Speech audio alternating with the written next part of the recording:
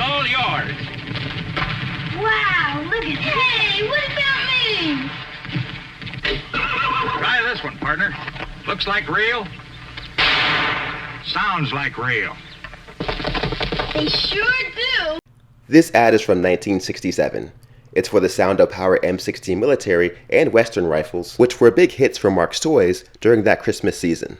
It's pretty hard to imagine seeing an ad like this on TV now, but until as recently as the 1980s, ads for toy guns like these were not out of the ordinary. Is it real? Looks like real. Hey, it sounds like real. Throughout much of the 19th and 20th centuries, toy guns were marketed to look, feel, and sound like the real thing. This also may be hard to believe, but kids used to play outside. Before video games, kids used their imaginations to play cops and robbers, war games, go on hunting trips, and toy companies competed to equip these kids with the most realistic weaponry their parents could reasonably afford. But how did this come to be? And when did society change its mind on allowing kids to play with realistic toy guns? Or toy guns in general? Let's figure it out in this episode of Remembered Toys.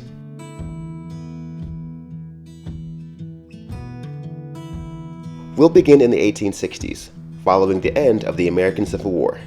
The end of the war was an inflection point for the country. How would the seceded states of the Confederacy be reintegrated into the United States? What would happen to the 4 million recently freed slaves? How would the federal government enforce the 13th, 14th, and 15th Amendments during and after the South's Reconstruction? But in addition to these huge questions concerning the future of a country recently torn by war, there were a lot of somewhat smaller questions. Like, what would the gun manufacturers that supplied the Civil War do? Demand for weaponry had obviously diminished following the war, and firearms manufacturers needed to find creative ways to make up for their lost military contracts. A few of them turned to making toys, including cap guns. Many of those early post-war cap guns were cast iron with paper strips enclosing sealed tablets of gunpowder mixture, not too different from the cap guns you and I may have played with as kids. Many were also made to resemble the real thing, and some were made as unique novelty items. This lovely Stevens cast iron cap gun fired once the trigger was pulled and the jaws of the sea serpent-like creature snapped down to ignite the cap. Other cap guns from the late 19th century played on prevailing racial prejudices, like this anti-Chinese cap gun, which depicted an American immigration officer kicking a Chinese man whose mouth would then fall on a gunpowder cap. Fast forward to the 1920s and early 30s, the rise of Prohibition-era gangsters like Al Capone also fueled kids' playtime imaginations. This G-Man toy Tommy gun from Marx came out during that time.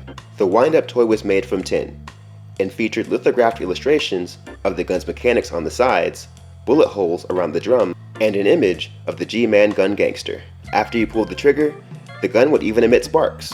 Though this, and many other toy guns from the time, were made to look more like toys than the real thing, as you may have guessed, not all parents were thrilled. By 1935, a mothers group led by Chicago's Rose Simone were organizing bonfires for children to throw their toy guns into in an attempt to eradicate violent toys. Toy guns took an innovative leap forward with the Buck Rogers pistol during the mid-1930s. This toy was pretty special, as it was the first toy ray gun ever produced. It debuted at Macy's just in time for the 1934 Christmas season and was designed after the weapon carried by the Buck Rogers comic book character. It was hugely popular, as it introduced tons of kids to the world of science fiction. You can learn more about this in my 20th century's most popular Christmas toys video. For several of the following generations, toy ray guns played a central role in many kids' sci-fi adventures. Exactly how a kid blasted space enemies often reflected the newest real-world technologies. Atomic guns rose in popularity as Americans became increasingly fascinated by nuclear energy during the post-World War II era. Laser guns followed the invention of lasers in 1960, and as you can see, these guns were not intended to look like the real thing. However, there was still plenty of demand throughout the early and mid-20th century for more realistic toy guns. The stories of American heroics during the First and Second World War, along with the popularity of Western films, helped iconify guns and drive kids' demand to play with miniature versions of them. Kids stormed the beaches of Normandy from their own backyards, equipped with plastic toy guns and military costumes. They idolized the Lone Ranger and his justice-seeking Colt 45, and their eyes were glued to the pages of the Red Ryder comics. Interesting side note, the Red Ryder BB gun was first sold in 1983. The same year, A Christmas Story was released. And just like Ralphie Parker's mom and Rose Simone, there were plenty of concerned parents who spoke out against kids playing with toy guns throughout the early and mid 20th century. BB guns are dangerous. I don't want anybody shooting his eye out. Oh no, it was the classic mother BB gun block. You'll shoot your eye out. Still, they never made a big enough impact to keep toy manufacturers from marketing toy guns to kids, and a large number of kids from playing with them. That is until March 8th, 1965, when US Marines first landed in Vietnam. As images of the bloodshed in Vietnam made their way into the American press, the number of war protesters grew. They began with small peace activist groups, mostly on college campuses, but gained serious momentum as the US began heavily bombing North Vietnam.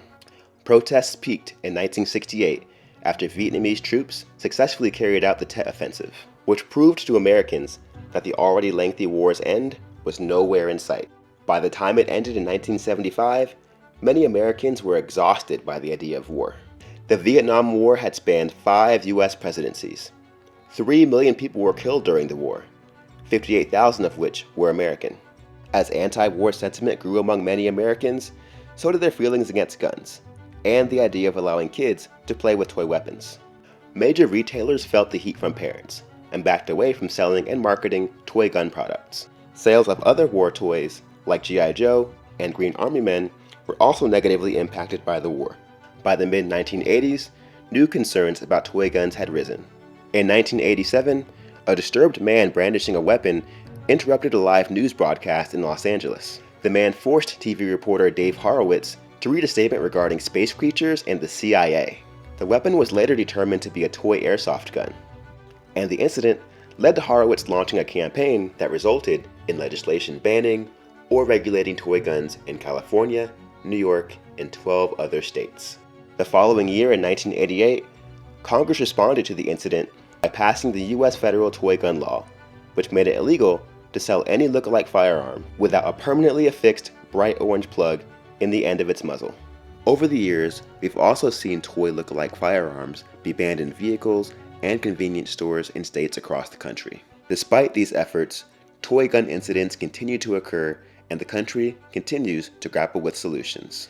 Though the majority of toy guns for sale today look something like this, brightly colored with non-realistic features, there is still, and seemingly always will be, a large debate over if kids should be playing with them, especially with real guns being more and more commonly designed and purposefully redesigned to look like toys.